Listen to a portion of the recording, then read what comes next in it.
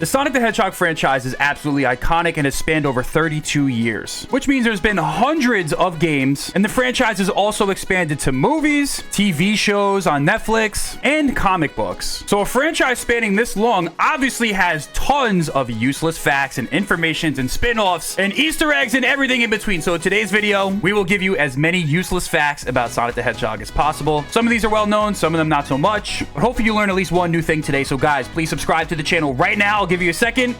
Make sure to smash the like button, turn on noties, and never miss a video ever again, please. Well, let's get into it. Come with me. Useless fact number 1. Kate Higgins, who was the previous voice actress for Tails, is the only ever voice actress to be in both the Sonic and Mario franchises. Kate Higgins was most famous for her voice portrayal as Tails in Sonic Colors, but after 2013, she was not brought back. But interestingly enough, she was brought on to play Pauline in Super Mario Odyssey, and she even sings the banger song from the game that we all know and love. Let's play it real quick.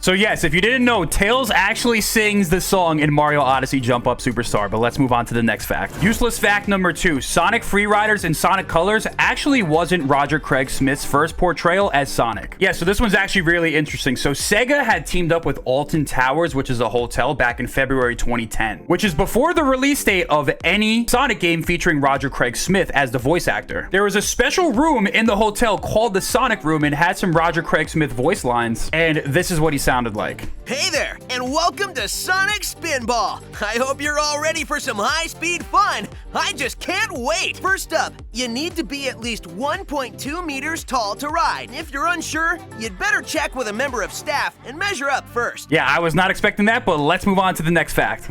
Useless fact number 3, the Sonic and the Secret Rings trailer and Sonic Riders actually share the same line. If you listen to this clip from Sonic Riders,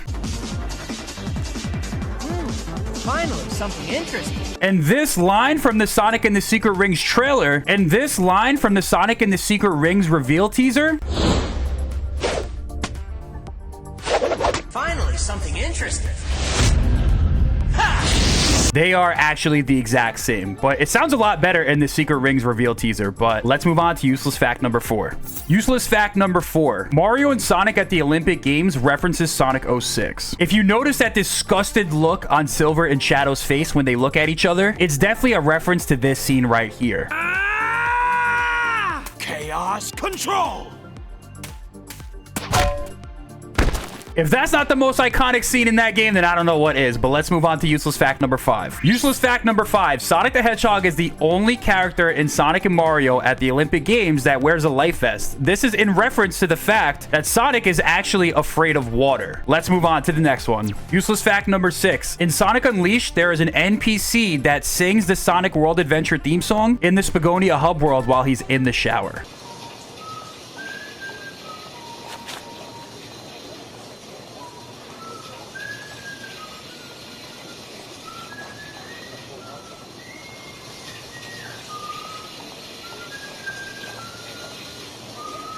Useless fact number 7. The Brazilian government has used Sonic the Hedgehog songs in videos about construction projects. If you look at this tweet right here, let's watch the video.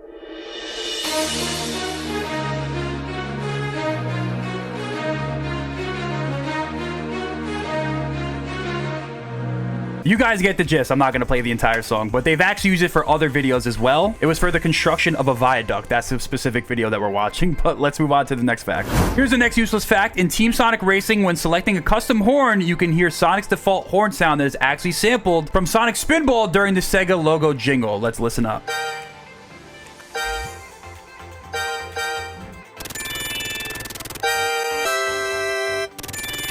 Here's fact number 9. Charles Martinet, who is the voice of Mario, who actually just recently retired, and I'm very sad about that, actually did a voiceover for a Sonic commercial before he became the voice of Mario. Let's roll the clip. Hidden Valley. And hey, now you can collect your favorite Sega Sonic Chaos characters on video game TV stickers. They're free. Wrap right on specially marked bottles of Hidden Valley salad dressings for kids. And you can enter to win a Sega Game Gear system with Sonic Chaos cartridge. 300 kids will win. Details on marked bottles or write for official rules. Just in case you guys think I'm lying, someone tagged Charles Martinet, said, is he doing the voiceover? And if you look, this is his official Twitter account. It says, this is me. Let's move on to fact number 10. Here's the next fact. Sonic Chronicles and the Dark Brotherhood actually had a confirmed sequel, which was eventually canceled. So Sonic Chronicles and the Dark Brotherhood was actually a Nintendo DS BioWare RPG game, which was very interesting, but did feature some elements of the series that a lot of fans liked. You know, they had like the Mystic Ruins. They had some returning familiar aspects of the franchise and a pretty interesting plot. According to a YouTube channel named Did You Know Gaming, it was actually revealed that the sequel was going to happen. So in the sequel of the game, Did You Know Gaming said that Shade, the Echidna, and Knuckles were actually going to continue Knuckles' bloodline, and the game would end in a final teaser that would set up future plot points. The video also revealed that Takashi Iizuka had interest in bringing Shade and Argus in other games, which means Sonic Chronicles would have been canon and had a larger impact on the future of the franchise in general. The game wasn't really received that well, so it's no surprise that a sequel didn't happen, but there was some heart and soul in this game, and it was pretty interesting. I wonder what could have been if those future plot points were addressed, though. Let's move on to the next fact. Fact number 11. According to Sonic X, the popular anime from 2003, Sonic the Hedgehog's IQ is 178. This would put him well above the IQ range to be classified as a genius, and would even classify him as smarter than Albert Einstein.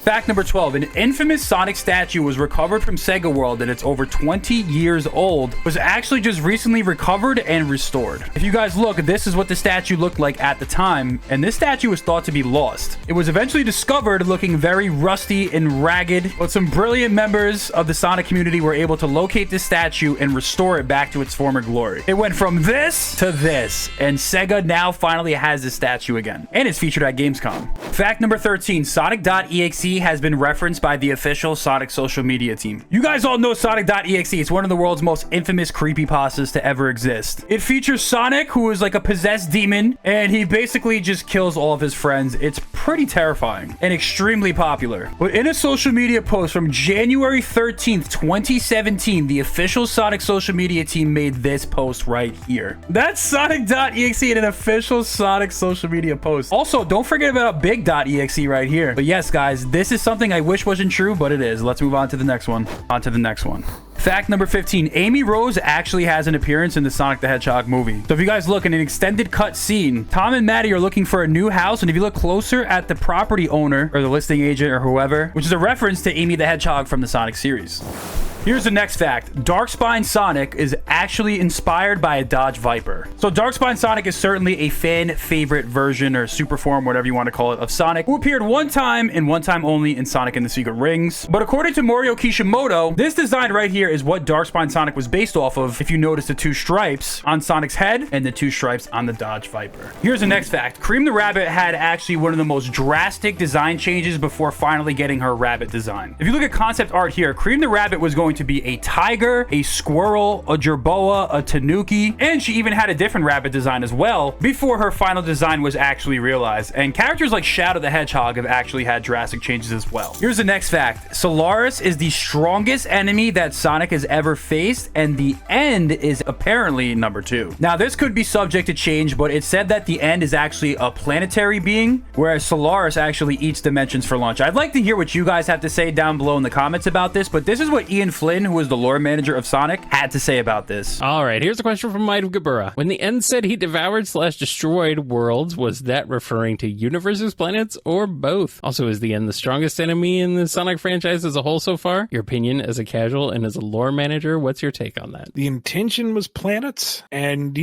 I think we've discussed this before. When you get down to Solaris is probably the most powerful, but the End's pretty high ranked up there. Here's fact number 19. This robot that appears in the intro of Sonic X is never featured in the show and actually only makes an appearance in the Sonic X Leapster game.